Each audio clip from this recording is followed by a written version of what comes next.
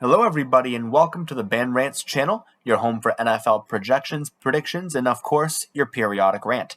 And in this video, I'm going to be talking about the latest trade, the TYREEK trade, the one that just broke the news a couple days ago, and give my take on it, talk about how both teams sort of fare out from that. And I'm going to talk about all of it, but before I do, if you're new to the channel, please make sure to leave a like on this video. Subscribe to the channel. We are almost to 100 subscribers, trying to grow the channel. Leave a comment down below, and we'll go ahead and we'll start. So, for those of you who don't know, and a majority of you watching this video probably already do, but the Chiefs traded Tyreek Hill to the Dolphins for 5 draft picks, including a first rounder and a second rounder this year. Now, obviously, this doesn't look good on paper, right? I mean, trading a 6-time Pro Bowl wide receiver to the Dolphins, wherever you trade him, is never a good thing, right? And it wasn't like there was a big fallout between Tyreek Hill and the Chiefs. I mean, you hear some things in the dirt sheets about how, oh, well, he wanted more money and we weren't able to pay him. And apparently we made offers and just stop. There was no fallout. I believe the more money thing because of the whole Trent Baalke being a friggin' moron offering Christian Kirk like all this money, which basically took the Packers out of keeping Devontae Adams, took the Chiefs out of keeping Tyreek Hill. This is the problem with GMs that are incompetent, but this is not about Trent Baalke. Let's stick to the topic. Tyreek Hill is still a player that is excellent. Although his off-the-field allegations leave a bad taste in people's mouths, and for obvious reasons, you can't deny that on the field when he's playing, he provides burst that a lot of wide receivers don't provide. I mean, if you're going to name anyone that can compare to Devontae Adams, if you had to pick 3 or 4 people, Tyreek Hill would be one of them. So, obviously, if you're asking the Chiefs to use their first-round pick, or by signing Marquez Valdes-Scantling, that's going to replace Tyreek Hill, that's not fair. Because it's very difficult, not impossible, but very difficult to replace a wide receiver of his caliber. And speaking of Marquez Valdes-Scantling, the Packers are screwed without him. They're going to have to go wide receiver. But the Chiefs aren't exactly in that position. I mean, you got a first-round pick for it. And I think back to that Minnesota Vikings trading Stephon Diggs, getting a first-round pick out of it, striking gold with Justin Jefferson. Now, Brett Veach is a pretty good GM. I mean, he obviously knows where to find the right talent.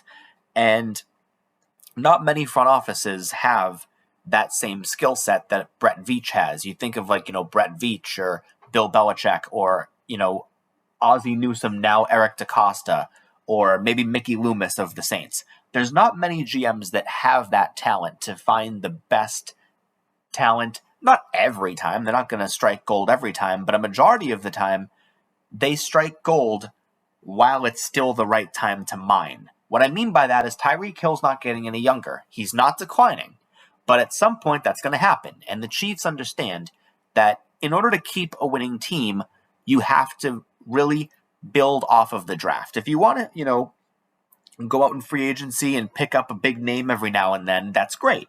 But you can't rely on that to build a team. You're not the LA Rams. You're not going to go crazy with, trading for veterans to build a Golden State Warriors team. You can do that with drafting, and that's what the Chiefs like to do. And obviously Marquez Valdes-Scantling they gave a decent deal to, and I understand it on paper because the guy's quick. I mean, the guy was doing pretty good for Green Bay with Aaron Rodgers, so you'd think it's almost synonymous he does good with Patrick Mahomes.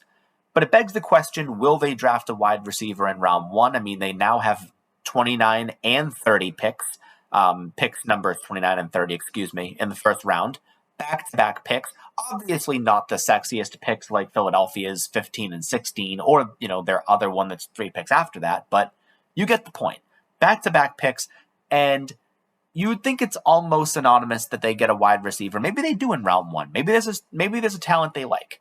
But right now, I mean, the Chiefs are in a decent spot with wide receiver. Not without Tyreek Hill. They're not going to be in as great of a spot, but they're in a good one, okay, so far. I mean, you have McCole Hardman, who knows the playbook, but you also have Josh Gordon, who's a journeyman if he's able to play all, 17 games and, not smoke the ganja again, then he should be good. Then you have, Marquez Valdez-Scantling, who's a speedster, like I mentioned before.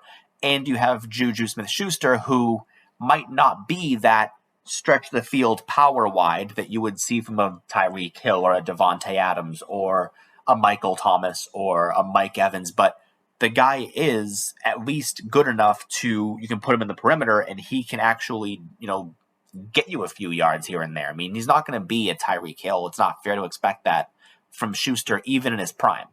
But the guy is, a free agent for a reason. Maybe the Steelers weren't able to get the best out of him. But if anyone can, it's Patrick Mahomes. Now, he still has Travis Kelce. So the idea that the Chiefs need Tyreek Hill to reach the Super Bowl is a bit unfair, but it's not unreasonable to expect that. I mean, the Chiefs have been in the AFC Championship hosting it 4 years in a row, including when Goatman was there. So, in the conference, might I add.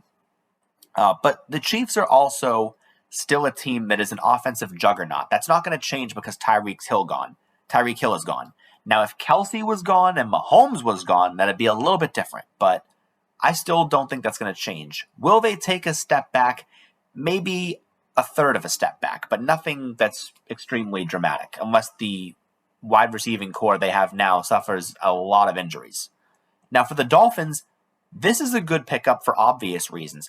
But does it make them a contender? I don't think so, because the conference is extremely competitive. I mean, you look at what all these teams have been doing. You look at what the Broncos have been doing. The Raiders have been doing. The Colts just did.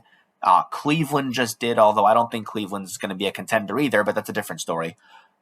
You look at the Buffalo Bills, who have basically owned the division the last couple of years. New England gave them a run for their money last year, in a sense, but they didn't beat the Bills when it mattered, so there's that. But the Dolphins are probably going to, at this point, be in the wild card race, you have to think, unless the Bills suffer an injury bug. They're not going to win the division against the Bills. Tyreek Hill's not going to change that. Tyreek Hill's not going to make up for your minimal defense. The Dolphins could be in the wild card race, but you got to think all these other teams. There's at least 12, including the Dolphins, if you want to include them. There's at least 12 teams out of the 16 in the AFC that actually have a lot of talent and can contend for a playoff spot right now. I mean, you have the Bengals and Ravens in the AFC North. You have the Patriots and the Bills, who I think are a shoo-in for a division title at this point, and the Dolphins. There's 5. The entire AFC West, that's 9. And you have the Colts, the Titans in the South. And if you want to still give the Steelers one more year, I think that might be a stretch. Or if you want to say Cleveland because you're on the Watson bandwagon, that's fine. I'd be inclined to agree in a sense, but I don't think that they're going to all pan out. But either way, we know all those teams won't make it. 1 or 2 of them might suffer a bad season. But the fact remains, you get the point. The Dolphins are in a really competitive conference. I mean, their division has some, competition in it too. I mean, the Jets arguably the Jets won the offseason, in my opinion. Although the Bills are really giving them a run for their money in that sense. You still have Bill Belichick as the Patriots head coach, and they just cracked the code without Goatman and made the playoffs last year. So, are the Dolphins really a team that Tyreek Hill is going to elevate? Maybe, but not the way people are thinking. Now, can the Dolphins repeat their 9-8 season? Obviously, I'm going to do that when the schedule comes out.